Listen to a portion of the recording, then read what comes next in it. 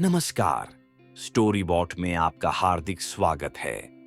आज हम आपके लिए लेकर आए हैं हिंदी साहित्य के महान लेखक जयशंकर प्रसाद की लिखी कहानी आंधी। चंदा के तट पर बहुत से छतनारे वृक्षों की छाया है, किंतु मैं प्राय मुचकुंद के नीचे ही जाकर टहलता बैठता और कभी-कभी चांदनी में ऊँघने भी लगता। वहीं मेरा विश्राम था। वहां मेरी एक सहचरी भी थी, किंतु वह कुछ बोलती न थी। वह रहट्ठों की बनी हुई मूसदानी सी एक झोपड़ी थी, जिसके नीचे पहले सथिया मुसहरिन का मोटा सा काला लड़का पेट के बल पड़ा रहता था। दोनों कलाइयों पर सिर टेके हुए भगवान की अनंत करुणा को प्रणाम करते हुए उसका चित्र आंखों के सामने आ जाता। मैं सथिया को कभी कभी कुछ दे देता था, पर वह नहीं के बराबर। उसे तो मजूरी करके जीने में सुख था। अन्य मुसहरों की तरह अपराध करने में वह चतुर न थी। उसको मुसहरों की बस्ती से दूर रहने में सुविधा थी। वह मुचकुंद के फल इकट्ठे करके बेचती, सेमर की रुई बिन लेती, लकड़ी के गट्ठे बटोर कर बेचती, पर उसके इन सब व्यापारों में कोई और सहायक न था। एक दिन वह मर ही तो गई, तब भी कलाई पर से सिर उठाकर करवट बदलकर अंगड़ाई लेते हुए कलुआ ने केवल एक झंभाई ली थी। मैंने सोचा, स्नेह, माया, ममता, इन सबों की भी एक घरेलू पाठशाला है, जिसमें उत्पन्न होकर शिशु धीरे धीरे इनके अभिनय की शिक्षा पाता है। उसकी अभिव्यक्ति के प्रकार और विशेषता से वह आकर्षक होता है सही, किंतु माया ममता किस प्राणी के हृदय में न होगी। मुसहारों को पता लगा, वे कल्लू को ले गए। तब से इस स्थान की निर्जनता पर गरिमा का एक और रंग चढ़ गया। मैं अब भी तो वहीं पहुंच जाता हूं, बहुत घूम फिर कर भी, जैसे मुचकुंद की छाया की ओर खिंच जाता हूं। आज के प्रभात में कुछ अधिक सरसता थी।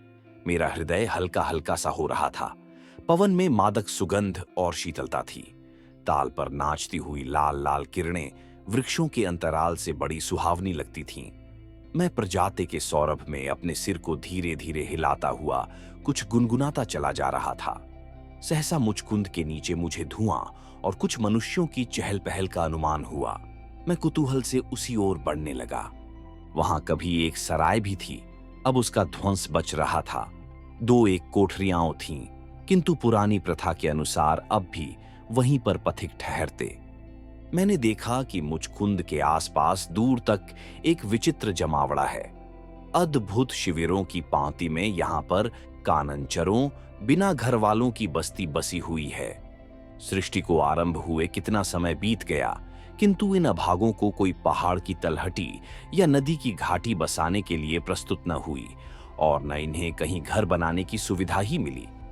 वे आज भी अपने चलते फिरते घरों को जानवरों पर लादे हुए घूमते ही रहते हैं। मैं सोचने लगा, ये सभ्य मानव समाज के विद्रोही हैं, तो भी इनका एक समाज है। सभ्य संसार के नियमों को कभी न मानकर भी इन लोगों ने अपने लिए नियम बनाए हैं। किसी भी तरह जिनके पास कुछ है उनसे ले लेना और स्वतंत्र होकर रहना। इनके साथ सदैव आज के संसार के लिए विचित्रतापूर्ण संग्रहालय रहता है। ये अच्छे घुड़सवार और भयानक व्यापारी हैं। अच्छा, ये लोग कठोर परिश्रमी और संसार यात्रा के उपयुक्त प्राणी हैं। फिर इन लोगों ने कहीं बसना, घर बनाना क्यों नहीं पसंद किया? मैं मन ही मन सोचता हुआ धीरे धीरे उनके पास होने लगा। कुतूहल ही तो था। आज तक इन लोगों के संबंध में कितनी ही बातें सुनता आया था। जब निर्जन चंदा का ताल मेरे मनोविनोद की सामग्री हो सकता है, तब आज उसका बसा हुआ तट मुझे क्यों ना आकर्षित करता। मैं धीरे धीरे मुचकुंद के पास पहुंच गया। एक डाल से बंधा हुआ एक सुंदर बछेड़ा हरी हरी धूप खा रहा था, और लहंगा कुर्ता पहने, रुमाल सिर से बांधे हुए एक लड़की उसकी पीठ सूखे घास के मट्ठे से मल रही थी। मैं रुक कर देखने लगा। उसने पूछा, घोड़ा लोगे बाबू? नहीं कहते हुए मैं आगे बढ़ा था कि एक तरुणी ने झोपड़े से सिर निकालकर देखा। वह बाहर निकल आई। उसने कहा, आप पढ़ना जानते हैं? हाँ, जानता तो हूं। हिंदुओं की चिट्ठी आप पढ़ लेंगे? मैं उसके सुंदर मुख को कला की दृष्टि से देख रहा था। कला की दृष्टि ठीक तो बौद्ध कला, गांधार कला, द्रविड़ों की कला इत्यादि नाम से भारतीय मूर्ति सौंदर्य के अनेक विभाग जो है, जिससे गढ़नैन नैन का अनुमान होता है।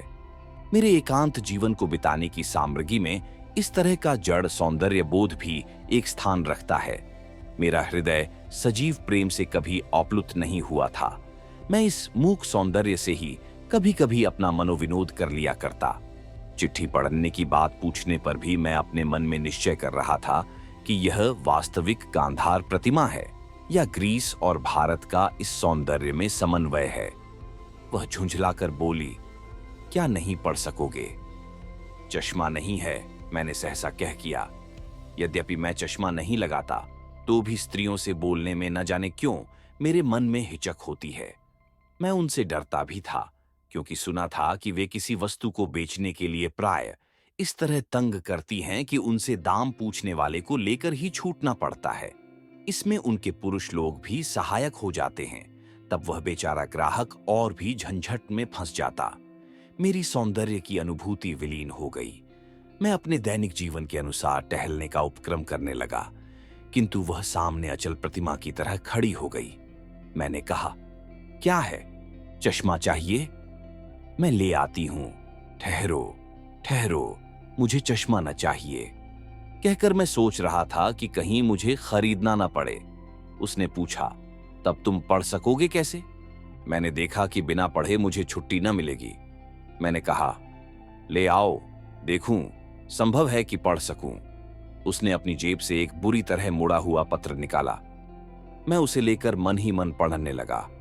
लैला, तुमने जो मुझे पत्र लिखा था उसे पढ़कर मैं हंसा भी, और दुख तो हुआ ही। हंसा इसलिए कि तुमने दूसरे से अपने मन का ऐसा खुला हुआ हाल क्यों कह दिया। तुम कितनी भोली हो। क्या तुमको ऐसा पत्र दूसरे से लिखवाते हुए हिचक न हुई? तुम्हारा घूमने वाला परिवार ऐसी बातों को सहन करेगा? क्या इन प्रेम की बातों में तुम गंभीरता का तनिक भी अनुभव नहीं करती हो? और दुखी इसलिए हुआ कि तुम मुझसे प्रेम करती हो। यह कितनी भयानक बात है, मेरे लिए भी और तुम्हारे लिए भी। तुमने मुझे निमंत्रित किया है प्रेम के स्वतंत्र साम्राज्य में घूमने के लिए, किंतु तुम जानती हो मुझे जीवन की ठोस झंझटों से छुट्टी नहीं। घर में मेरी स्त्री है, 3 बच्चे हैं। उन सबों के लिए मुझे खटना पड़ता है, काम करना पड़ता है। यदि वैसा न भी होता तो भी क्या मैं तुम्हारे जीवन को अपने साथ घसीटने में समर्थ होता? तुम स्वतंत्र वन विहंगिनी और मैं एक हिंदू गृहस्थ, अनेकों रुकावटें, 20 बंधन, ये सब असंभव है। तुम भूल जाओ, जो स्वप्न तुम देख रही हो उसमें केवल हम और तुम हैं, संसार का आभास नहीं। मैं संसार में एक दिन और जीर्ण सुख लेते हुए जीवन की विभिन्न अवस्थाओं का समन्वय करने का प्रयत्न कर रहा हूं। न मालूम कब से मनुष्य इस भयानक सुख का अनुभव कर रहा है। मैं उन मनुष्यों में अपवाद नहीं हूं, क्योंकि यह सुख भी तुम्हारे स्वतंत्र सुख की संतति है। वह आरंभ है, यह परिणाम है। फिर भी घर बसाना पड़ेगा, फिर वही समस्याएं सामने आवेंगी। तब तुम्हारा यह स्वप्न भंग हो जाएगा। पृथ्वी ठोस और कंकरीली रह जाएगी, फूल हवा में बिखर जाएंगे, आकाश का विराट मुख समस्त आलोक को पी जाएगा। अंधकार केवल अंधकार में झुंझलाहट भरा पश्चाताप जीवन को अपने डंकों से क्षत विक्षत कर देगा। इसलिए लैला, भूल जाओ। तुम 4 यारी बेचती हो, उसे सुना है चोर पकड़े जाते हैं, किंतु अपने मन का चोर पकड़ना कहीं अच्छा है। तुम्हारे भीतर जो तुमको चुरा रहा है उसे निकाल बाहर करो। मैंने तुमसे कहा था कि बहुत से पुराने सिक्के खरीदूंगा। तुम अब की बार पश्चिम जाओ तो खोज कर ले आना, मैं उन्हें अच्छे दामों पर ले लूंगा। किंतु तुमको खरीदना है, अपने को बेचना नहीं। इसलिए मुझसे प्रेम करने की भूल तुम न करो। हाँ, अब कभी इस तरह पत्र न भेजना, क्योंकि वह सब व्यर्थ है। रामेश्वर। मैं एक सांस में पत्र पढ़ गया। तब तक लैला मेरा मुंह देख रही थी। मेरा पढ़ना कुछ ऐसा ही हुआ जैसे लोग अपने में बर्राते हैं। मैंने उसकी ओर देखते हुए वह कागज उसे लौटा दिया।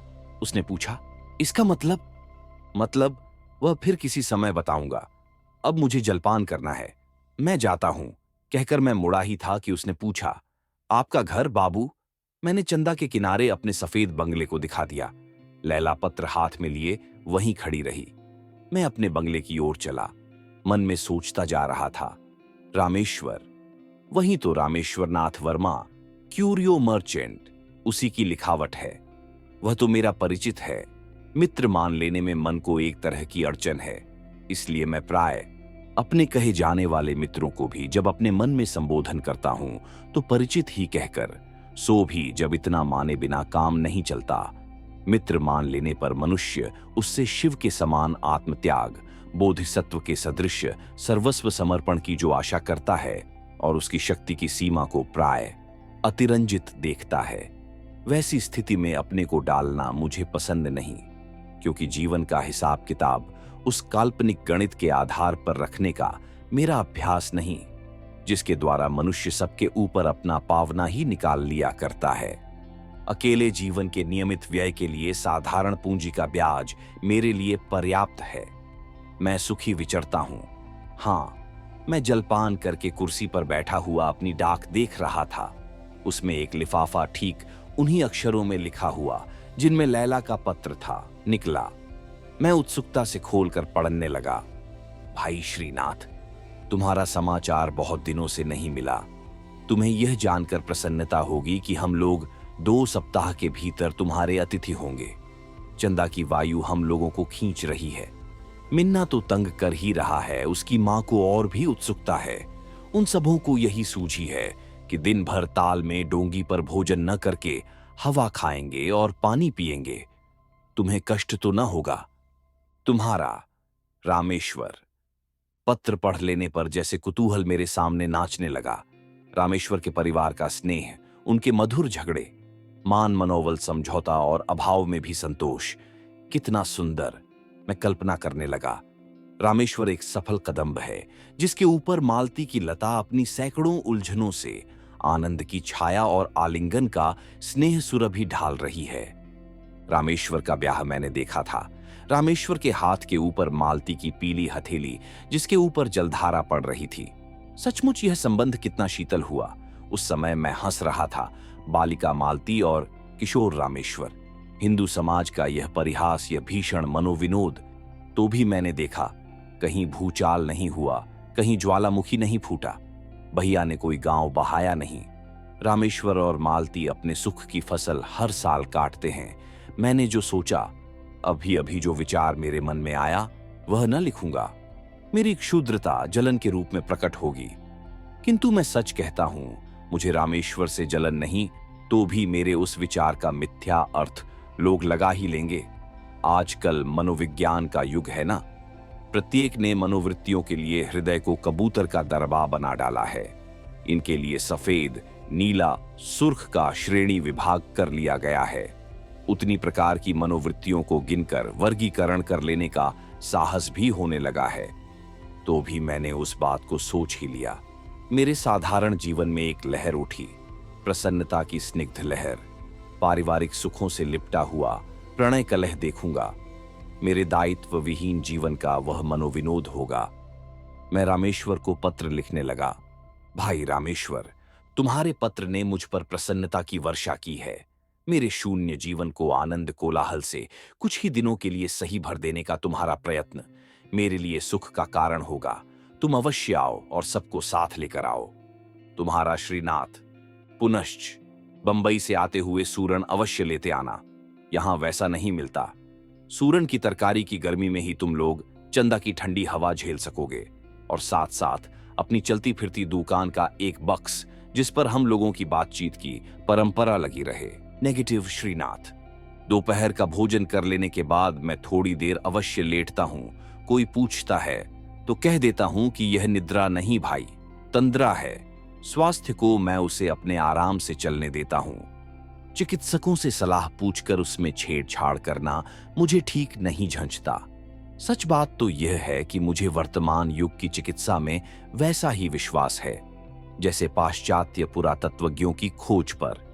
जैसे वे सांची और अमरावती के स्तंभ तथा शिल्प के चिन्हों में वस्त्र पहनी हुई मूर्तियों को देखकर ग्रीक शिल्प कला का आभास पा जाते हैं और कल्पना कर बैठते हैं कि भारतीय बौद्ध कला ऐसी हो ही नहीं सकती, क्योंकि वे कपड़ा पहनना जानते ही न थे। फिर चाहे आप त्रिपिटक से ही प्रमाण क्यों न दें कि बिना अंतर्वासक, चीवर इत्यादि के भारत का कोई भी भिक्षु नहीं रहता था, पर वे कब मानने वाले। वैसे ही चिकित्सक के पास सिर में दर्द होने की दवा खोजने गए कि वह पेट से उसका संबंध जोड़कर कोई रेचक औषधि दे ही देगा। बेचारा कभी न सोचेगा कि कोई गंभीर विचार करते हुए जीवन की किसी कठिनाई से टकराते रहने से भी पीड़ा हो सकती है। तो भी मैं हल्की सी तंद्रा केवल तबीयत बनाने के लिए ले ही लेता हूं। शरद काल की उजली धूप ताल के नीले जल पर फैल रही थी। आंखों में चकाचौंधी लग रही थी। मैं कमरे में पड़ा अंगड़ाई ले रहा था। दुलारे ने आकर कहा, ईरानी नहीं नहीं, बलूची आए हैं। मैंने पूछा, कैसे ईरानी और बलूची? वही जो मूंगा फिरोजा चारयारी बेचते हैं, सिर में रुमाल बांधे हुए। मैं उठ खड़ा हुआ। दालान में आकर देखता हूं तो एक 20 बरस के युवक के साथ लैला। गले में चमड़े का बेग, पीठ पर छोटी छींट का रुमाल, एक निराला आकर्षक चित्र। लैला ने हंसकर पूछा, बाबू चारयारी लोगे? चारयारी? हाँ बाबू, चारयारी। इसके रहने से इसके पास सोना अशर्फी रहेगा, थैली कभी खाली न होगी। और बाबू, इससे चोरी का माल बहुत जल्द पकड़ा जाता है। साथ ही युवक ने कहा, ले लो बाबू, असली चारयारी, सोना का चारयारी। एक बाबू के लिए लाया था, वह मिला नहीं। मैं अब तक उन दोनों की सुरमीली आंखों को देख रहा था। सुरमे का घेरा गोरे गोरे मुंह पर आंख की विस्तृत सत्ता का स्वतंत्र साक्षी था। पतली लंबी गर्दन पर खिलौने सा मुंह टपाटप बोल रहा था। मैंने कहा, मुझे तो चारयारी नहीं चाहिए। किंतु वहां सुनता कौन है। दोनों सीढ़ी पर बैठ गए थे और लैला अपना बेग खोल रही थी। कई पोटलियां निकलीं। सहसा लैला के मुंह का रंग उड़ गया। वह घबराकर कुछ अपनी भाषा में कहने लगी। युवक उठ खड़ा हुआ। मैं कुछ न समझ सका। वह चला गया। अब लैला ने मुस्कुराते हुए बेग में से वही पत्र निकाला। मैंने कहा, इसे तो मैं पढ़ चुका हूं। इसका मतलब वह तुम्हारी चारयारी खरीदने फिर आवेगा, यही इसमें लिखा है। मैंने कहा, बस इतना ही? और भी कुछ है क्या बाबू? और जो उसने लिखा है वह मैं नहीं कह सकता।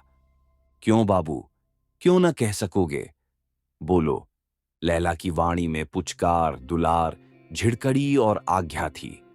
ये सब बात मैं नहीं। बीच में ही बात काटकर उसने कहा, नहीं क्यों? तुम जानते हो, नहीं बोलोगे। उसने लिखा है, मैं तुमको प्यार करता हूं। लिखा है, बाबू। लैला की आंखों में स्वर्ग हंसने लगा। वह फुर्ती से पत्र मोड़कर रखती हुई हंसने लगी।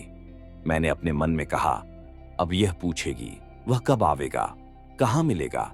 किंतु लैला ने यह सब कुछ नहीं पूछा। वह सीढ़ियों पर अर्धशयनावस्था में जैसे कोई सुंदर सपना देखती हुई मुस्कुरा रही थी। युवक दौड़ता हुआ आया। उसने अपनी भाषा में कुछ घबरा कर कहा, पर लैला लेटे ही लेटे कुछ बोली। युवक भी बैठ गया। लैला ने मेरी ओर देखकर कहा, तो बाबू वह आवेगा, मेरी चारयारी खरीदेगा। गुल से भी कह दो। मैंने समझ लिया कि युवक का नाम गुल है। मैंने कहा, हाँ, वह तुम्हारी चारयारी खरीदने आवेंगे। गुल ने लैला की ओर प्रसन्न दृष्टि से देखा, परंतु मैं जैसे भयभीत हो गया। अपने ऊपर संदेह होने लगा। लैला सुंदरी थी, पर उसके भीतर भयानक राक्षस की आकृति थी या देवमूर्ति। यह बिना जाने मैंने क्या कह दिया, इसका परिणाम भीषण भी हो सकता है। मैं सोचने लगा, रामेश्वर को मित्र तो मानता नहीं, किंतु मुझे उससे शत्रुता करने का क्या अधिकार है। चंदा के दक्षिणी तट पर ठीक मेरे बंगले के सामने एक पाठशाला थी। उसमें एक सिंहली सज्जन रहते थे। न जाने कहां कहां से उनको चंदा मिलता था। वे पास पड़ोस के लड़कों को बुलाकर पढ़ाने के लिए बिठाते थे। 2 मास्टरों को वेतन देते थे। उनका विश्वास था कि चंदा का तट किसी दिन तथागत के पवित्र चरण चिन्ह से अंकित हुआ था। वे आज भी उन्हें खोजते थे। बड़े शांत प्रकृति के जीव थे। उनका श्यामल शरीर, कुंचित केश, तीक्ष्ण दृष्टि, सिंहली विशेषता से पूर्ण विनय, मधुर वाणी और कुछ कुछ मोटे अधरों में 24 घंटे बसने वाली हंसी आकर्षण से भरी थी। मैं कभी कभी जब जीभ में खुजलाहट होती वहां पहुंच जाता। आज की वह घटना मेरे गंभीर विचार का विषय बनकर मुझे व्यस्त कर रही थी। मैं अपनी डोंगी पर बैठ गया। दिन अभी घंटे 1.5 घंटे बाकी था। उस पार खेकर डोंगी ले जाते बहुत देर नहीं हुई। मैं पाठशाला और ताल के बीच के उद्यान को देख रहा था। खजूर और नारियल के ऊंचे ऊंचे वृक्षों को जिसमें निराली छटा थी। एक नया पीपल अपने चिकने पत्तों की हरियाली में झूम रहा था। उसके नीचे शिला पर प्रज्ञा सारथी बैठे थे। नाव को अटकाकर मैं उनके समीप पहुंचा। अस्त होने वाले सूर्य बिंब की रंगीली किरणें उनके प्रशांत मुखमंडल पर पड़ रही थीं। 2-2.5 हजार वर्ष पहले का चित्र दिखाई पड़ा, जब भारत की पवित्रता हजारों कोस से लोगों को वासना दमन करना सीखने के लिए आमंत्रित करती थी। आज भी आध्यात्मिक रहस्यों के उस देश में उस महती साधना का आशीर्वाद बचा है। अभी भी बोध वृक्ष पनपते हैं।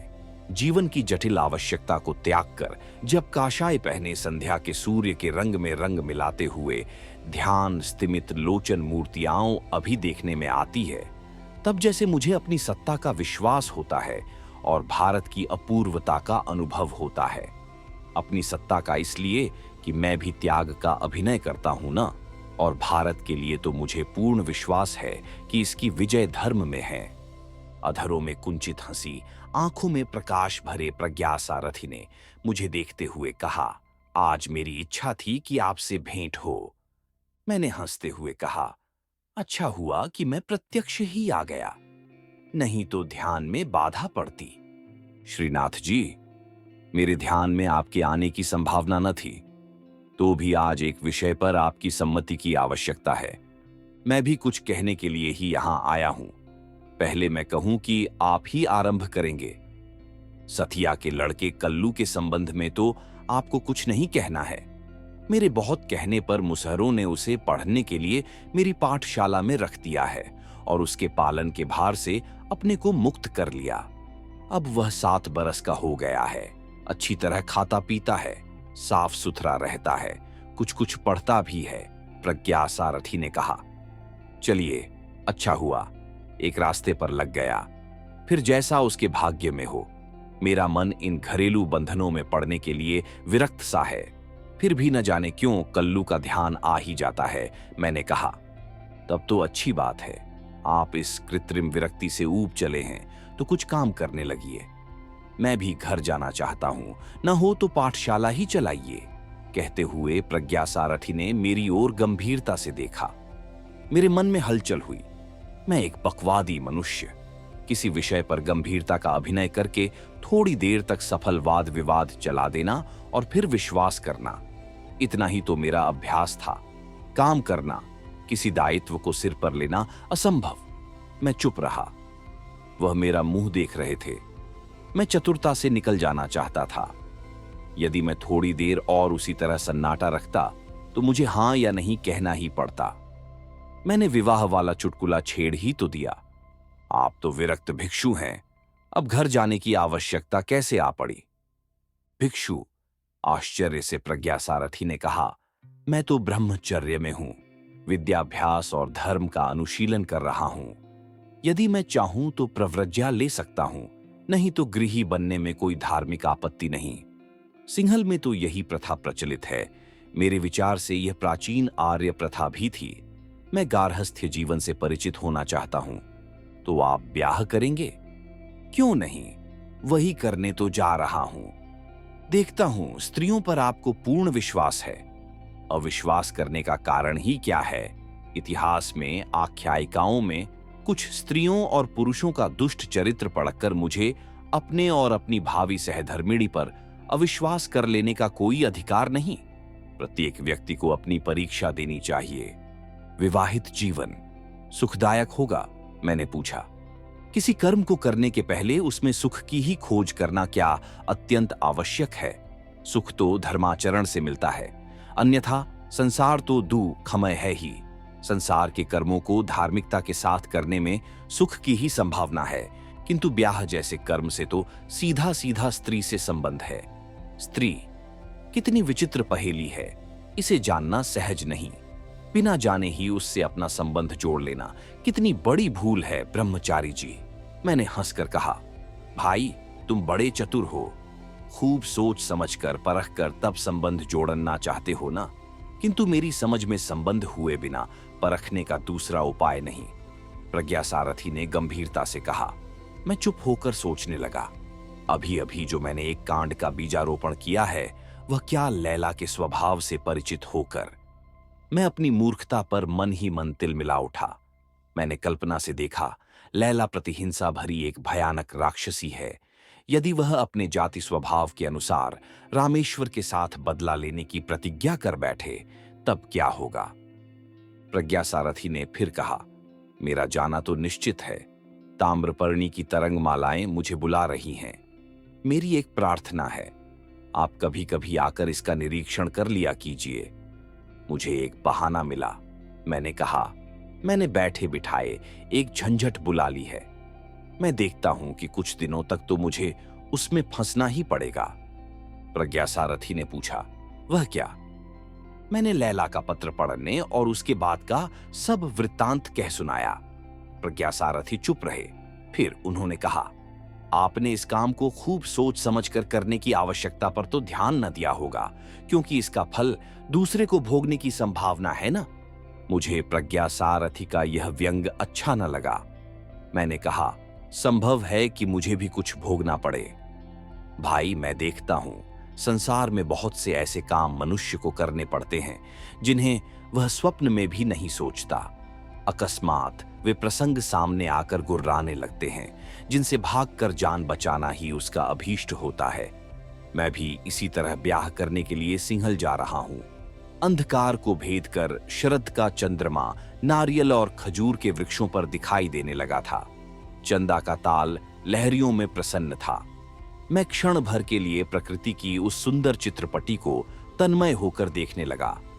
कलुआ ने जब प्रज्ञा सारथी को भोजन करने की सूचना दी, मुझे स्मरण हुआ कि मुझे उस पार जाना है।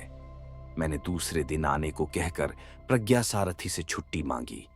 डोंगी पर बैठकर मैं धीरे धीरे डांड चलाने लगा।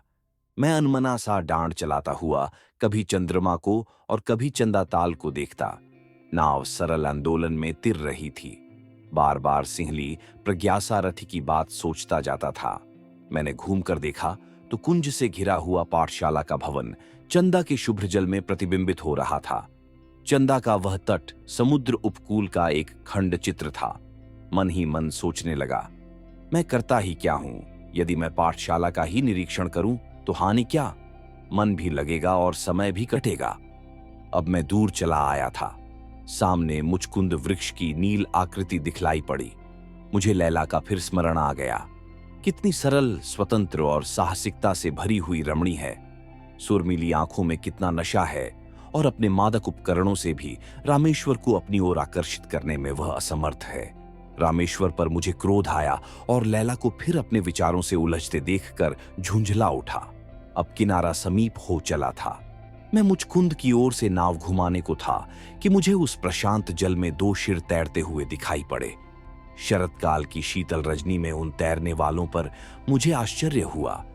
मैंने डांड चलाना बंद कर दिया। दोनों तैरने वाले डोंगी के पास आ चले थे। मैंने चंद्रिका के आलोक में पहचान लिया, वह लैला का सुंदर मुख था। कुमदिनी की तरह प्रफुल्ल चांदनी में हंसता हुआ लैला का मुख। मैंने पुकारा, लैला। वह बोलने ही को थी कि उसके साथ वाला मुख गुर्रा उठा। मैंने समझा कि उसका साथी गुल होगा, किंतु लैला ने कहा, चुप, बाबूजी हैं। अब मैंने पहचाना वह एक भयानक ताजी कुत्ता है जो लैला के साथ तैर रहा था। लैला ने कहा, बाबूजी, आप कहां? मेरी डोंगी के एक ओर लैला का हाथ था और दूसरी ओर कुत्ते के दोनों अगले पंजे। मैंने कहा, यूं ही घूमने आया था और तुम रात को तैरती हो?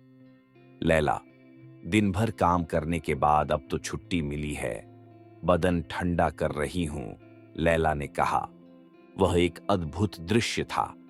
इतने दिनों तक मैं जीवन के अकेले दिनों को काट चुका हूं। अनेक अवसर विचित्र घटनाओं से पूर्ण और मनोरंजक मिले हैं, किंतु ऐसा दृश्य तो मैंने कभी न देखा। मैंने पूछा, आज की रात तो बहुत ठंडी है लैला? उसने कहा, नहीं, बड़ी गर्म। दोनों ने अपनी रुकावट हटा ली। डोंगी चलने को स्वतंत्र थी। लैला और उसका साथी दोनों तैरने लगे।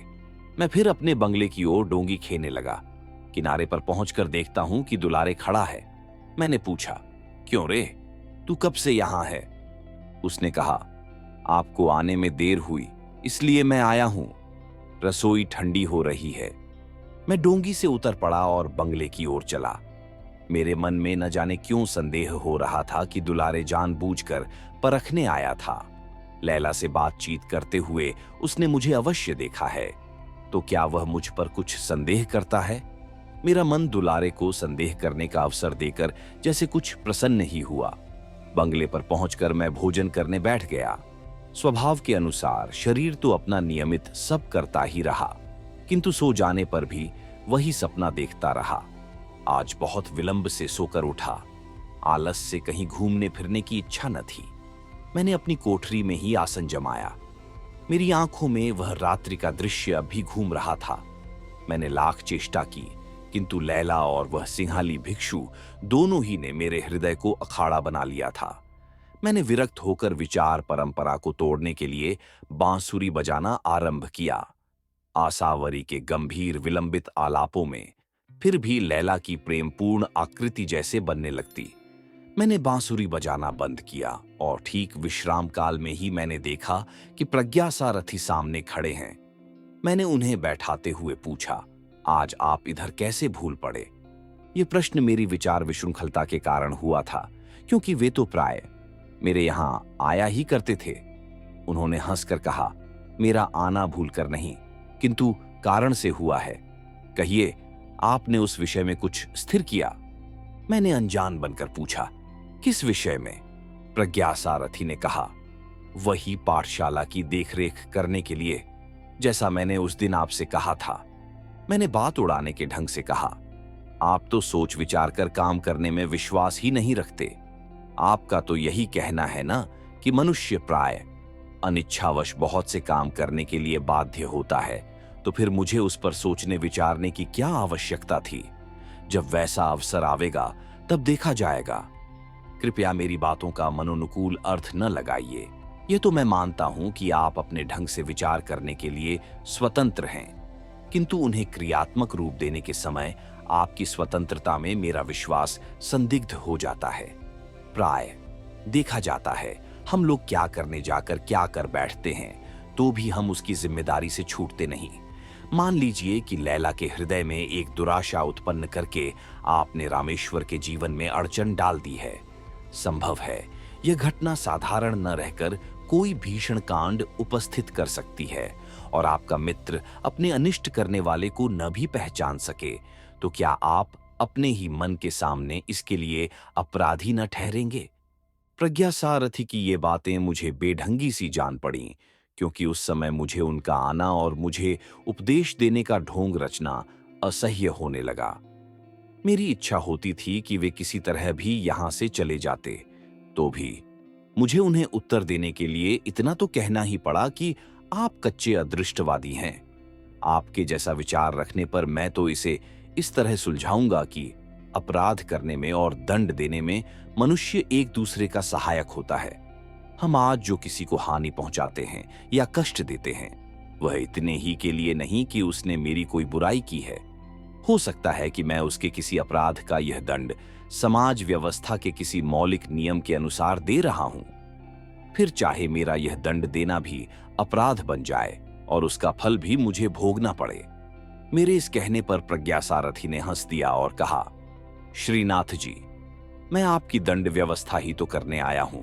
आप अपने बेकार जीवन को मेरी बेगार में लगा दीजिए। मैंने पिंड छुड़ाने के लिए कहा, अच्छा 3 दिन सोचने का अवसर दीजिए। प्रज्ञासारथी चले गए और मैं चुपचाप सोचने लगा। मेरे स्वतंत्र जीवन में मां के मर जाने के बाद यह दूसरी उलझन थी। निश्चिंत जीवन की कल्पना का अनुभव मैंने इतने दिनों तक कर लिया था। मैंने देखा कि मेरे निराश जीवन में उल्लास का छींटा भी नहीं।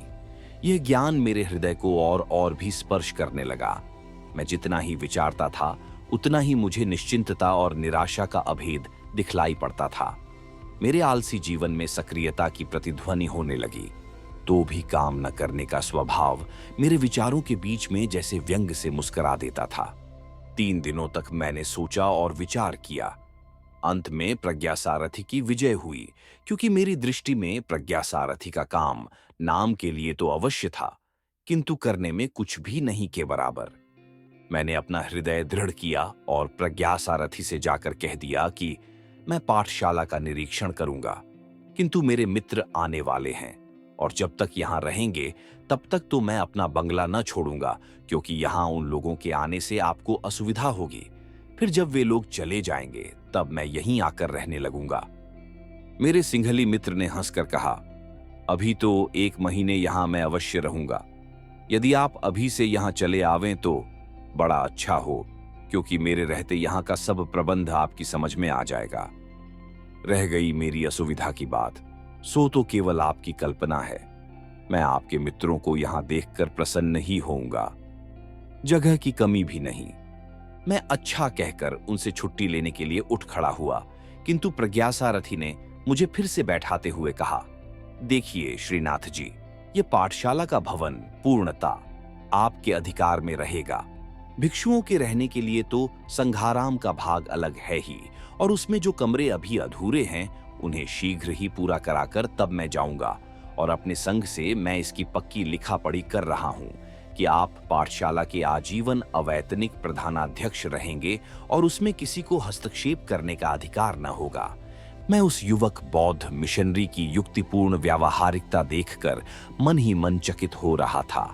एक क्षण भर के लिए उस सिंहाली की व्यवहार कुशल बुद्धि से मैं भीतर ही भीतर ऊब उठा। मेरी इच्छा हुई कि मैं स्पष्ट अस्वीकार कर दूं, किंतु न जाने क्यों मैं वैसा न कर सका।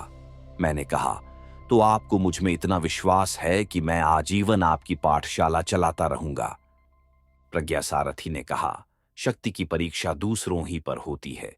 यदि मुझे आपकी शक्ति का अनुभव हो तो कुछ आश्चर्य की बात नहीं। और आप तो जानते ही हैं कि धार्मिक मनुष्य विश्वासी होता है। सूक्ष्म रूप से जो कल्याण ज्योति मानवता में अंतर्निहित है, मैं तो उसमें अधिक से अधिक श्रद्धा करता हूं। विपथगामी होने पर वही संत होकर के मनुष्य का अनुशासन करती है। यदि उसकी पशुता ही प्रबल न हो गई हो तो। मैंने प्रज्ञासारथी की आंखों से आंख मिलाते हुए देखा। उसमें तीव्र संयम की ज्योति चमक रही थी। मैं प्रतिवाद न कर सका और यह कहते हुए खड़ा हुआ कि अच्छा, जैसा आप कहते हैं वैसा ही होगा। मैं धीरे धीरे बंगले की ओर लौट रहा था। रास्ते में अचानक देखता हूं कि दुलारे दौड़ा हुआ चला आ रहा है। मैंने पूछा, क्या है रे? उसने कहा, बाबूजी, घोड़ा गाड़ी पर बहुत से आदमी आए हैं। वे लोग आपको पूछ रहे हैं। मैंने समझ लिया कि रामेश्वर आ गया। दुलारे से कहा कि तू दौड़ जा, मैं यहीं खड़ा हूं। उन लोगों को सामान सहित यहीं लिवा ला। दुलारे तो बंगले की ओर भागा, किंतु मैं उसी जगह अविचल भाव से खड़ा रहा। मन में विचारों की आंधी उठने लगी। रामेश्वर तो आ गया और वे ईरानी भी यहीं हैं। ओह, मैंने कैसी मूर्खता की। तो मेरे मन को जैसे ढाढ़स हुआ कि रामेश्वर मेरे बंगले में नहीं ठहरता है। इस बौद्ध पाठशाला तक लैला क्यों आने लगी? जैसे लैला को वहां आने में कोई दैवी बाधा हो। फिर मेरा सिर चकराने लगा। मैंने कल्पना की आंखों से देखा कि लैला अबाध गति से चलने वाली एक निर्झरणी है। पश्चिम की सर्राटे से भरी हुई वायु तरंग माला है। उसको रोकने की किसमें सामर्थ्य है। और फिर अकेले रामेश्वर ही तो नहीं, उसकी स्त्री भी उसके साथ है। अपनी मूर्खता पूर्ण करनी से मेरा ही दम घुटने लगा। मैं खड़ा खड़ा झील की ओर देख रहा था। उसमें छोटी छोटी लहरियां उठ रही थीं, जिनमें सूर्य की किरणें प्रतिबिंबित होकर आंखों को चौंधिया देती थीं। मैंने आंखें बंद कर लीं। अब मैं कुछ नहीं सोचता था। गाड़ी की घरघराहट ने मुझे सजग किया। मैंने देखा कि रामेश्वर गाड़ी का पल्ला खोलकर वहीं सड़क में उतर रहा है। मैं उससे गले मिल शीघ्रता से कहने लगा, गाड़ी पर बैठ जाओ, मैं भी चलता हूं। यहीं पास ही चलना है, उसने गाड़ीवान से चलने के लिए कहा। हम दोनों साथ साथ पैदल ही चले। पाठशाला के समीप प्रज्ञासारथी अपनी रहस्यपूर्ण मुस्कुराहट के साथ अगवानी करने के लिए खड़े थे। 2 दिनों में हम लोग अच्छी तरह रहने लगे। घर का कोना कोना आवश्यक चीजों से भर गया। प्रज्ञासारथी इसमें बराबर हम लोगों के साथ ही हो रहे थे। और सबसे अधिक आश्चर्य मुझे मालती को देखकर हुआ। वह मानो इस जीवन की संपूर्ण गृहस्थी यहां सजा कर रहेगी। मालती एक स्वस्थ युवती थी, किंतु दूर से देखने में अपनी छोटी सी आकृति के कारण वह बालिका सी लगती थी। उसकी तीनों संतानें बड़ी सुंदर थीं। मिन्ना 6 बरस का, रज्जन 4 का और कमलो 2 की थी। कमलो सचमुच एक गुड़िया थी। कल्लू का उससे इतना घना परिचय हो गया कि दोनों को एक दूसरे बिना चैन नहीं। मैं सोचता था कि प्राणी क्या स्नेहमय ही उत्पन्न होता है। अज्ञात प्रदेशों से आकर वह संसार में जन्म लेता है, फिर अपने लिए स्नेहमय संबंध बना लेता है। किंतु मैं सदैव इन बुरी बातों से भागता ही रहा। इसे मैं अपना सौभाग्य कहूं या दुर्भाग्य। इन्हीं कई दिनों में रामेश्वर के प्रति मेरे हृदय में इतना स्नेह उमड़ा कि मैं उसे एक क्षण छोड़ने के लिए प्रस्तुत न था। अब हम लोग साथ बैठकर भोजन करते, साथ ही टहलने निकलते। बातों का तो अंत ही न था। कल्लू तीनों लड़कों को बहलाए रहता, दुलारे खाने पीने का प्रबंध कर लेता। रामेश्वर से मेरी बातें होती और मालती चुपचाप सुना करती। कभी कभी बीच में कोई अच्छी सी मीठी बात बोल भी देती। और प्रज्ञा सारथी को तो मानो एक पाठशाला ही मिल गई थी। वे गार्हस्थ्य जीवन का चुपचाप अच्छा सा अध्ययन कर रहे थे। एक दिन मैं बाजार से अकेला लौट रहा था। बंगले के पास मैं पहुंचा ही था कि लैला मुझे दिखाई पड़ी।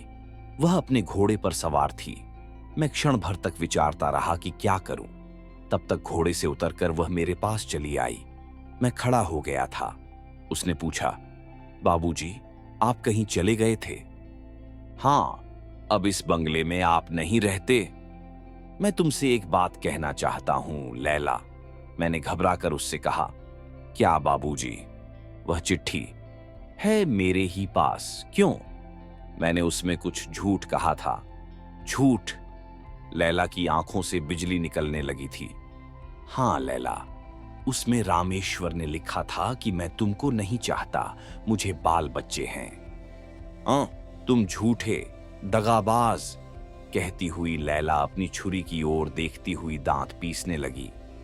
मैंने कहा, लैला, तुम मेरा कसूर, तुम मेरे दिल से दिल लगी करते थे। कितने रंज की बात है। वह कुछ न कह सकी, वहीं बैठकर रोने लगी। मैंने देखा कि यह बड़ी आफत है। कोई मुझे इस तरह यहां देखेगा तो क्या कहेगा। मैं तुरंत वहां से चल देना चाहता था, किंतु लैला ने आंसू भरी आंखों से मेरी ओर देखते हुए कहा, तुमने मेरे लिए दुनिया में एक बड़ी अच्छी बात सुनाई थी। वह मेरी हंसी थी। इसे जानकर आज मुझे इतना गुस्सा आता है कि मैं तुमको मार डालूं या आप ही मर जाऊं। लैला दांत पीस रही थी। मैं कांप उठा, अपने प्राणों के भय से नहीं, किंतु लैला के साथ अदृष्ट के खिलवाड़ पर और अपनी मूर्खता पर। मैंने प्रार्थना के ढंग से कहा, लैला, मैंने तुम्हारे मन को ठेस लगा दी है, इसका मुझे बड़ा दुख है। अब तुम उसको भूल जाओ। तुम भूल सकते हो, मैं नहीं। मैं खून करूंगी। उसकी आंखों से ज्वाला निकल रही थी। किसका? लैला? मेरा? ओह नहीं, तुम्हारा नहीं। तुमने एक दिन मुझे सबसे बड़ा आराम दिया है। हो, वह झूठा। तुमने अच्छा नहीं किया था, तो भी मैं तुमको अपना दोस्त समझती हूं। तब किसका खून करोगी? उसने गहरी सांस लेकर कहा, अपना या किसी? फिर चुप हो गई। मैंने कहा, तुम ऐसा न करोगी लैला। मेरा और कुछ कहने का साहस नहीं होता था। उसी ने फिर पूछा, वह जो तेज हवा चलती है, जिसमें बिजली चमकती है, बर्फ गिरती है, जो बड़े बड़े पेड़ों को तोड़ डालती है, हम लोगों के घरों को उड़ा ले जाती है। आंधी, मैंने बीच ही में कहा। हाँ, वही मेरे यहां चल रही है, कहकर लैला ने अपनी छाती पर हाथ रख दिया। लैला, मैंने अधीर होकर कहा, मैं उसको एक बार देखना चाहती हूं। उसने भी व्याकुलता से मेरी ओर देखते हुए कहा, मैं उसे दिखा दूंगा, पर तुम उसकी कोई बुराई तो न करोगी? मैंने कहा।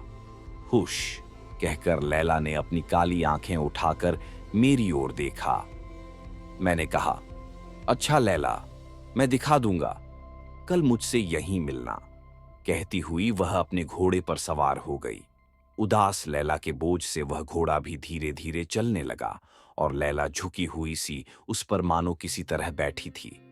मैं वहीं थोड़ी देर तक खड़ा रहा और फिर धीरे धीरे अनिच्छापूर्वक पाठशाला की ओर लौटा। प्रज्ञा सारथी पीपल के नीचे शिलाखंड पर बैठे थे। मिन्ना उनके पास खड़ा उनका मुंह देख रहा था। प्रज्ञा सारथी की रहस्यपूर्ण हंसी आज अधिक उदार थी। मैंने देखा कि वह उदासीन विदेशी अपनी समस्या हल कर चुका है। बच्चों की चहल पहल ने उसके जीवन में वांछित परिवर्तन ला दिया है। और मैं कह चुका था, इसलिए दूसरे दिन लैला से भेंट करने पहुंचा। देखता हूं कि वह पहले ही से वहां बैठी है। निराशा से उदास उसका मुंह आज पीला हो रहा था। उसने हंसने की चेष्टा नहीं की और न मैंने ही। उसने पूछा, तो कब, कहां चलना होगा? मैं तो सूरत में उससे मिली थी, वहीं उसने मेरी चिट्ठी का जवाब दिया था। अब कहां चलना होगा? मैं भौंचक सा हो गया। लैला को विश्वास था कि सूरत, बंबई, कश्मीर, वह चाहे कहीं हो, मैं उसे लिवाकर चलूंगा ही और रामेश्वर से भेंट करा दूंगा। संभवत उसने मेरे परिहास का दंड निर्धारित कर लिया था। मैं सोचने लगा क्या कहूं। लैला ने फिर कहा, मैं उसकी बुराई न करूंगी, तुम डरो मत। मैंने कहा, वह यहीं आ गया है, उसके बाल बच्चे सब साथ हैं। लैला, तुम चलोगी? वह एक बार सिर से पैर तक कांप उठी और मैं भी घबरा गया। मेरे मन में नई आशंका हुई। आज मैं क्या दूसरी भूल करने जा रहा हूं? उसने संभल कर कहा, हां चलूंगी बाबू। मैंने गहरी दृष्टि से उसके मुंह की ओर देखा तो अंधड़ नहीं, किंतु एक शीतल मलय का व्याकुल झोंका उसकी घूंघराली लटों के साथ खेल रहा था। मैंने कहा, अच्छा, मेरे पीछे पीछे चलो आओ। मैं चला और वह मेरे पीछे थी। जब पाठशाला के पास पहुंचा तो मुझे हारमोनियम का स्वर और मधुर आलाप सुनाई पड़ा। मैं ठिठक कर सुनने लगा, रमणी कंठ की मधुर ध्वनि। मैंने देखा कि लैला की भी आंखें उस संगीत के नशे में मतवाली हो चली हैं। उधर देखता हूं तो कमलों को गोद में लिए प्रज्ञासारथी भी झूम रहे हैं। अपने कमरे में मालती छोटे से सफरी बाजे पर पीलू गा रही है और अच्छी तरह गा रही है। रामेश्वर लेटा हुआ उसके मुंह की ओर देख रहा है। पूर्ण तृप्ति, प्रसन्नता की माधुरी दोनों के मुंह पर खेल रही है। पास ही रंजन और मिन्ना बैठे हुए अपने माता और पिता को देख रहे हैं। हम लोगों के आने की बात कौन जानता है? मैंने एक क्षण के लिए अपने को कोसा। इतने सुंदर संसार में कलह की ज्वाला जलाकर मैं तमाशा देखने चला था। हाय रे मेरा कुतूहल! और लैला स्तब्ध अपनी बड़ी बड़ी आंखों से एकटक न जाने क्या देख रही थी। मैं देखता था कि कमलो प्रज्ञासारथी की गोद से धीरे से खिसक पड़ी और बिल्ली की तरह पैर दबाती हुई अपनी मां की पीठ पर हंसती हुई गिर पड़ी और बोली, मां। और गाना रुक गया। कमलो के साथ मिन्ना और रंजन भी हंस पड़े। रामेश्वर ने कहा, कमलो, तू बली पाजी है, ले। बा पाजी लाल कहकर कमलो ने अपनी नन्ही सी उंगली उठाकर हम लोगों की ओर संकेत किया। रामेश्वर तो उठकर बैठ गए। मालती ने मुझे देखते ही सिर का कपड़ा तनिक आगे की ओर खींच लिया और लैला ने रामेश्वर को देखकर सलाम किया। दोनों की आंखें मिली। रामेश्वर के मुंह पर पल भर के लिए एक घबराहट दिखाई पड़ी। फिर उसने संभल कर पूछा, अरे लैला, तुम यहां कहां? चार यारी न लोगे बाबू? कहती हुई लैला निर्भीक भाव से मालती के पास जाकर बैठ गई। मालती लैला पर एक सलज्ज मुस्कान छोड़ती हुई उठ खड़ी हुई। लैला उसका मुंह देख रही थी, किंतु उस ओर ध्यान न देकर मालती ने मुझसे कहा, भाई जी, आपने जलपान नहीं किया। आज तो आप ही के लिए मैंने सूरन के लड्डू बनाए हैं, तो देती क्यों नहीं पगली? मैं सवेरे से ही भूखा भटक रहा हूं, मैंने कहा। मालती जलपान ले आने गई। रामेश्वर ने कहा, चार यारी ले आई हो? लैला ने हां कहते हुए अपना बैग खोला। फिर रुककर उसने अपने गले से एक ताबीज निकाला। रेशम से लिपटा हुआ चौकोर ताबीज का सीवन खोलकर उसने वह चिट्ठी निकाली। मैं स्थिर भाव से देख रहा था। लैला ने कहा, पहले बाबूजी, इस चिट्ठी को पढ़ दीजिए। रामेश्वर ने कंपित हाथों से उसको खोला। वह उसी का लिखा हुआ पत्र था। उसने घबराकर लैला की ओर देखा। लैला ने शांत स्वरों में कहा, पढ़िए बाबू, मैं आप ही के मुंह से सुनना चाहती हूं। रामेश्वर ने दृढ़ता से पढ़ना आरंभ किया, जैसे उसने अपने हृदय का समस्त बल आने वाली घटनाओं का सामना करने के लिए एकत्र कर लिया हो, क्योंकि मालती जलपान लिए आ ही रही थी। रामेश्वर ने पूरा पत्र पढ़ लिया, केवल नीचे अपना नाम नहीं पढ़ा। मालती खड़ी सुनती रही और मैं सूरन के लड्डू खाता रहा। बीच बीच में मालती का मुंह देख लिया करता था। उसने बड़ी गंभीरता से पूछा, भाई जी, लड्डू कैसे हैं? ये तो आपने बताया नहीं। धीरे से खा गए। जो वस्तु अच्छी होती है वही तो गले में धीरे से उतार ली जाती है, नहीं तो कड़वी वस्तु के लिए थू थू न करना पड़ता। मैं कह ही रहा था कि लैला ने रामेश्वर से कहा, ठीक तो मैंने सुन लिया, अब आप उसको फाड़ डालिए, तब आपको चार यारी दिखाऊं। रामेश्वर सचमुच पत्र फाड़ने लगा। चिंदी चिंदी उस कागज के टुकड़े की उड़ गई और लैला ने एक छिपी हुई गहरी सांस ली, किंतु मेरे कोनों ने उसे सुन ही लिया। वह तो एक भयानक आंधी से कम न थी। लैला ने सचमुच एक सोने की चारयारी निकाली, उसके साथ एक सुंदर मूंगे की माला। रामेश्वर ने चारयारी लेकर देखा। उसने मालती से 50 के नोट देने के लिए कहा। मालती अपने पति के व्यवसाय को जानती थी, उसने तुरंत नोट दे दिए। रामेश्वर ने जब नोट लैला की ओर बढ़ाए, तभी कमलो सामने आकर खड़ी हो गई। वाह लाल, रामेश्वर ने पूछा। क्या है रे कमलो? पुतली सी सुंदर बालिका ने रामेश्वर के गालों को अपने छोटे से हाथों से पकड़कर कहा। लाला लाल। लैला ने नोट ले लिए थे। पूछा, बाबूजी, मूंगे की माला न लीजिएगा? नहीं। लैला ने माला उठाकर कमलो को पहना दी। रामेश्वर नहीं नहीं कर ही रहा था, किंतु उसने सुना नहीं। कमलो ने अपनी मां को देखकर कहा, मां, लाल। वह हंस पड़ी और कुछ नोट रामेश्वर को देते हुए बोली, तो ले न लो, इसका भी दाम दे दो। लैला ने तीव्र दृष्टि से मालती को देखा। मैं तो सहम गया था। मालती हंस पड़ी। उसने कहा, क्या दाम न लोगी? लैला कमलो का मुंह चूमती हुई उठ खड़ी हुई। मालती अवाक, रामेश्वर स्तब्ध, किंतु मैं प्रकृतिस्थ था। लैला चली गई। मैं विचारता रहा, सोचता रहा। कोई अंत न था और छोर को पता नहीं। लैला, प्रज्ञा सारथी, रामेश्वर और मालती सभी मेरे सामने बिजली के पुतलों से चक्कर काट रहे थे। संध्या हो चली थी, किंतु मैं पीपल के नीचे से उठ न सका।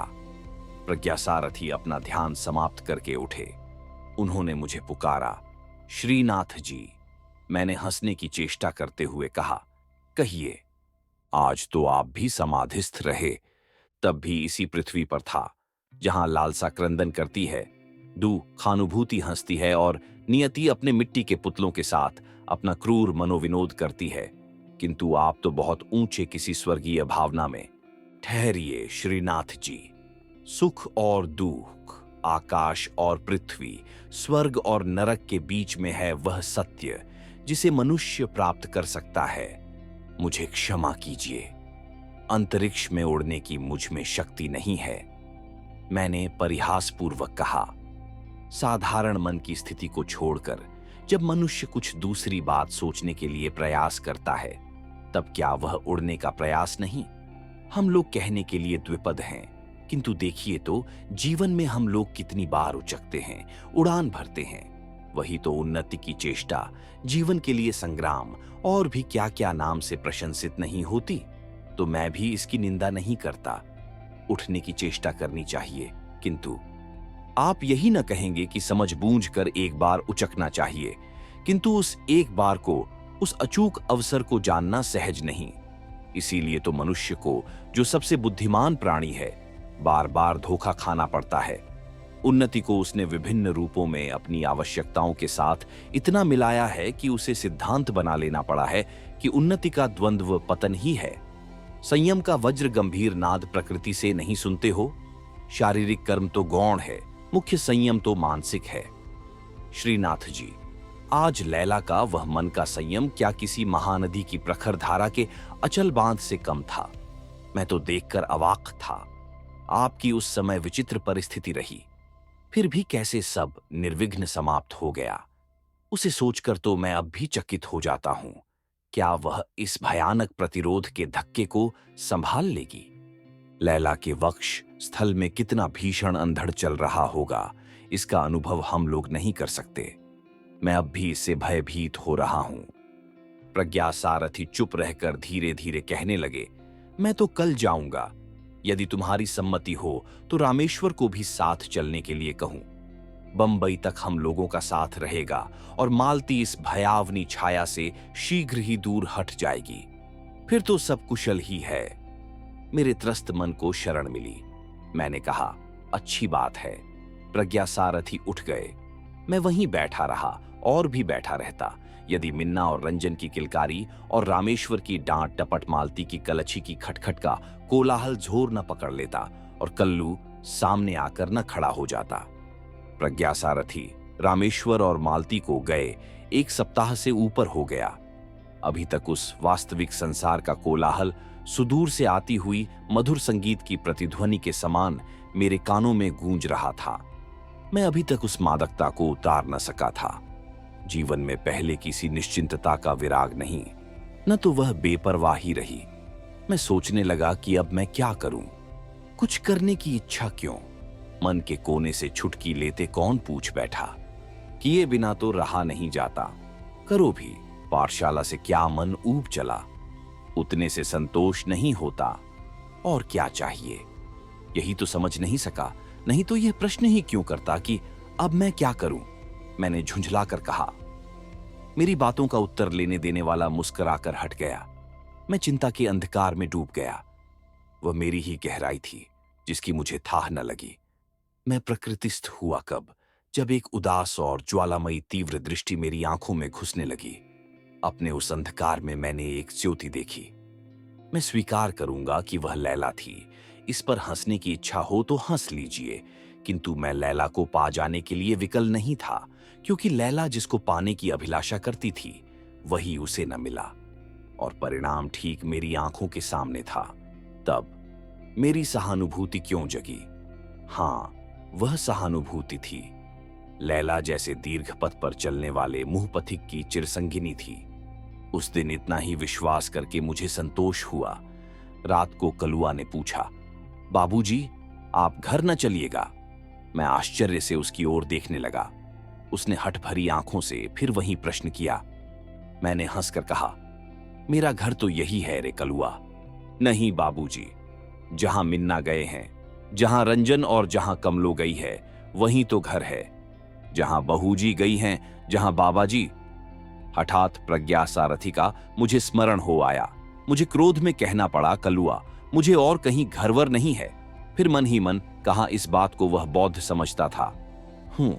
सबको घर है, बाबाजी को, बहूजी को, मिन्ना को, सबको है, आपको नहीं है, उसने ठुनकते हुए कहा। किंतु मैं अपने ऊपर झुंझला रहा था। मैंने कहा, बकवाद न कर, जा सो रह, आजकल तू पढ़ता नहीं। कलुआ सिर झुकाए व्यथा भरे वक्ष स्थल को दबाए अपने बिछौने पर जा पड़ा, और मैं उस निस्तब्ध रात्रि में जागता रहा। खिड़की में से झील का आंदोलित जल दिखाई पड़ रहा था, और मैं आश्चर्य से अपना ही बनाया हुआ चित्र उसमें देख रहा था। चंदा के प्रशांत जल में एक छोटी सी नाव है, जिस पर मालती, रामेश्वर बैठे थे, और मैं डांडा चला रहा था। प्रज्ञा सारथी तीर पर खड़े बच्चों को बहला रहे थे। हम लोग उजली चांदनी में नाव खेते चले जा रहे थे। सहसा चित्र में एक और मूर्ति का प्रादुर्भाव हुआ। वह थी लैला। मेरी आंखें तिलमिला गईं। मैं जागता था, सोता था। सवेरा हो गया था। नींद से भरी आंखें नहीं खुलती थीं, तो भी बाहर के कोलाहल ने मुझे जगा दिया। देखता हूं तो ईरानियों का एक झुंड बाहर खड़ा है। मैंने पूछा, क्या है? गुल ने कहा, यहां का पीर कहां है? पीर? मैंने आश्चर्य से पूछा। हां, वही जो पीला पीला कपड़ा पहनता था। मैं समझ गया, वे लोग प्रज्ञा सारथी को खोजते थे। मैंने कहा, वह तो यहां नहीं है, अपने घर गए। काम क्या है? एक लड़कई को हवा लगी है, यहीं का कोई आसेब है। पीर को दिखलाना चाहती हूं, एक अधेड़ स्त्री ने बड़ी व्याकुलता से कहा। मैंने पूछा, भाई, मैं तो यह सब कुछ नहीं जानता। वह लड़कई कहां है? पड़ाव पर, बाबूजी, आप चलकर देख लीजिए। आगे वह कुछ न बोल सकी, किंतु गुल ने कहा, बाबू, तुम जानते हो, वही लैला। आगे मैं न सुन सका। अपनी ही अंतर्ध्रुवणी से मैं व्याकुल हो गया। यही तो होता है, किसी के उजड़ने से ही दूसरा बसता है। यदि यही विधि विधान है, तो बसने का नाम उजड़ना ही है। यदि रामेश्वर, मालती और अपने बाल बच्चों की चिंता छोड़कर लैला को ही देखता, तभी। किंतु वैसा हो कैसे सकता है? मैंने कल्पना की आंखों से देखा। लैला का विवर्ण सुंदर मुख निराशा की झुलस से दयनीय मुख। उन ईरानियों से फिर बात न करके मैं भीतर चला गया और तकिए में अपना मुंह छिपा लिया। पीछे सुना, कलुआ डांट बताता हुआ कह रहा है, जाओ जाओ, यहां बाबाजी नहीं रहते। मैं लड़कों को पढ़ाने लगा। कितना आश्चर्यजनक भयानक परिवर्तन मुझ में हो गया, उसे देखकर मैं ही विस्मित होता था। कलुआ इन्हीं कई महीनों में मेरा एकांत साथी बन गया। मैंने उसे बार बार समझाया, किंतु वह बीच बीच में मुझसे घर चलने के लिए कह बैठता ही था। मैं हताश हो गया। अब वह जब घर चलने की बात कहता तो मैं सिर हिलाकर कह देता, अच्छा, अभी चलूंगा। दिन इसी तरह बीतने लगे। बसंत के आगमन से प्रकृति सिहर उठी। वनस्पतियों की रोमावली पुलकित थी। मैं पीपल के नीचे उदास बैठा हुआ ईषत शीतल पवन से अपने शरीर में फुरहरी का अनुभव कर रहा था। आकाश की आलोकमाला चंदा की वीचियों में डुबकियां लगा रही थी। निस्तब्ध रात्रि का आगमन बड़ा गंभीर था। दूर से एक संगीत की नन्ही नन्ही करुण वेदना की तान सुनाई पड़ रही थी। उस भाषा को मैं नहीं समझता था। मैंने समझा यह भी कोई छलना होगी। फिर सहसा मैं विचारने लगा कि नियति भयानक वेग से चल रही है। आंधी की तरह उसमें असंख्य प्राणी तृणतूलिका के समान इधर उधर बिखर रहे हैं। कहीं से लाकर किसी को वह मिला ही देती है और ऊपर से कोई बोझे की वस्तु भी लाद देती है कि वे चिरकाल तक एक दूसरे से संबद्ध रहे। सचमुच कल्पना प्रत्यक्ष हो चली। दक्षिण का आकाश धूसर हो चला। एक दानव ताराओं को निगलने लगा। पक्षियों का कोलाहल बढ़ा। अंतरिक्ष व्याकुल हो उठा। कड़कड़ाहट में सभी आश्रय खोजने लगे। किंतु मैं कैसे उठता? वह संगीत की ध्वनि समीप आ रही थी। वज्र निर्घोष को भेद कर कोई कलेजे से गा रहा था। अंधकार के साम्राज्य में तृण, लता, वृक्ष सचराचर कंपित हो रहे थे। कलुआ की चीत्कार सुनकर भीतर चला गया। उस भीषण कोलाहल में भी वही संगीत ध्वनि पवन के हिंडोले पर झूल रही थी, मानो पाठशाला के चारों ओर लिपट रही थी। सहसा एक भीषण अर्राहट हुई। अब मैं टार्च लिए बाहर आ गया। आंधी रुक गई थी। मैंने देखा पीपल की बड़ी सी डाल फटी पड़ी है और लैला नीचे दबी हुई अपनी भावनाओं की सीमा पार कर चुकी है। मैं अब भी चंदा तट की बौद्ध पाठशाला का अवैतनिक अध्यक्ष हूं। प्रज्ञासारथी के नाम को कोसता हुआ दिन बिताता हूं। कोई उपाय नहीं। वहीं जैसे मेरे जीवन का केंद्र है, आज भी मेरे हृदय में आंधी चला करती है और उसमें लैला का मुख बिजली की तरह कौंधा करता है। अगर आपको यह कहानी पसंद आई हो तो लाइक करें, कमेंट करें और स्टोरी बॉट चैनल को सब्सक्राइब करना न भूलें। मिलते हैं अगली कहानी में। तब तक के लिए धन्यवाद।